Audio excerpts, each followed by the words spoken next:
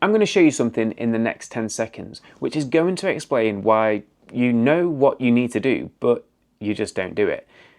And all I need you to do is just fold your arms. Just fold your arms. Simple as that.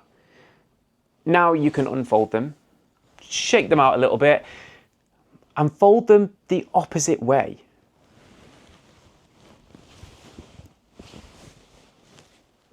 No, I did that first.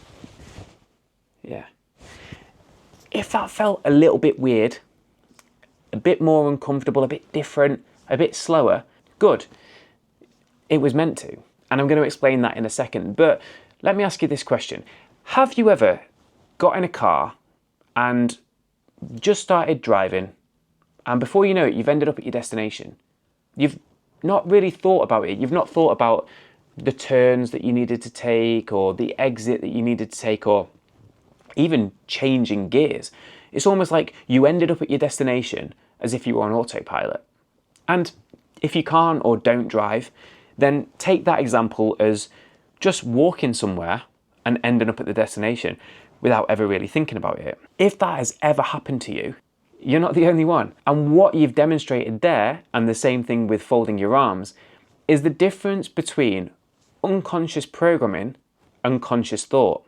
And it is that exact thing that is stopping you from taking the action that you want or know you need to. That is the difference between knowing and doing. And I'm going to elaborate on that in this video. But before I get there, if you're new to the channel, welcome. My name is Matty. I am a mindset coach and an NLP practitioner. And I do this job because for a long, long time, I struggled with some of the exact same issues that you might be struggling with, which is how you've ended up finding me here on this video. And I'm going to go into a little bit of detail to tell you exactly my journey and my story and how I ended up doing this. But first, I need to explain something very quickly. I'm in the process of selling all of my stuff and moving to Sri Lanka, which is why my background looks incredibly messy. I'm going to explain more in later videos later on this year about my move to Sri Lanka, but back to the context of this video. So when I was younger and in my teens and at school, I was a bit of a fat kid. I wasn't morbidly obese, but yeah, I was a big lad. One of the unfortunate things about being called Matty is that it rhymes with fatty. So as I'm sure you can imagine, I got called a lot of names at school, which probably didn't help my self-esteem and self-confidence, which were massive issues for me in my teens, in my 20s, even into my late 20s. As far as my mental health goes, it was pretty poor, and I struggled with it for a long, long time. And I always found it frustrating because I knew what I should be doing. I knew that I wanted to feel different. I was trying these different things, but it just wasn't working for me. And I couldn't understand why I defaulted to thinking the way that I did. Let me give you an example. One of the things I really struggled with was my body image and then my internal self-talk. I was extremely critical. And I used to have this thing where I would look in shop windows at my reflection or look in car windows as I was walking past them. And every time I saw my reflection, I used to hate what I saw. And my internal self-talk was so critical, it was just horrible to be in my brain. And one of the very first sessions I had with my coach, who was NLP trained, was about my body image. Now, I arrived at her office in Deansgate in Manchester. And if you aren't familiar with Deansgate in Manchester, it's basically one of those straight Roman roads. And there are loads of shop fronts along that road. And for someone like me, with the issues that I had, it was stare at your reflection central. I walked along that road and all I did was just glance at my reflection the entire walk. And I was just repeating this horrible internal self-talk, just chastising myself, being horrible to myself, saying all these disgusting things about how I looked and how much I hated myself. And we tackled my body image in that very first session because it was at the top of my mind. I'd just spent 5 minutes walking down a road saying how much I hated myself. So we tackled my body image in the session, and in one of the processes, my unconscious mind, brought up this image of Baymax from Big Hero 6. Now, I've never even seen that movie. I don't know why my brain came up with that, but it did. And in the process, I had to pop a pin in Baymax and deflate him. After the session, I'm walking back down Deansgate, back to the tram to get myself home. And I didn't for a second glance in any of the shop fronts or any of the cars to look at my reflection.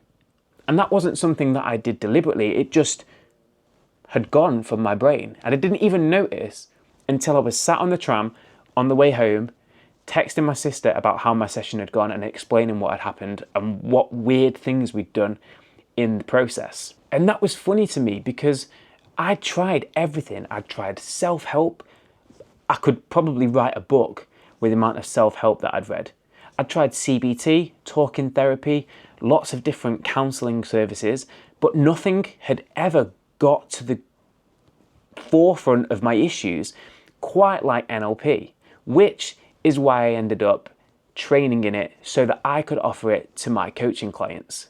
But away from that story and back to the topic of this video, we need to understand that approximately 95% of our thoughts, actions and behaviours are driven by the unconscious mind. So before, when we did the arms folding exercise, or when I talked about getting in a car and driving and ending up at your destination on autopilot, most of your thoughts, behaviours and reactions are unconscious patterns. So you're not consciously choosing them. They're there, stored in your unconscious from way before you can probably even remember. I've done a video on where your beliefs come from, and if you look somewhere on the screen, you'll probably find it. Your brain receives millions of bits of information at any one time, but it can't process all of it, because if it did, you'd probably explode. So it filters the information, it takes shortcuts, and it runs patterns that it builds up over years, and those patterns become your default, which is why you can know exactly what you want to do, but still not end up doing it. And it's not because you're weak or because you're not motivated or disciplined or don't want it enough. It's because something underneath, something unconscious, is quietly blocking the way for you. It's why you know you should go to the gym. It's why you know you should eat better, yet still not do it. And that is the gap between knowing and doing.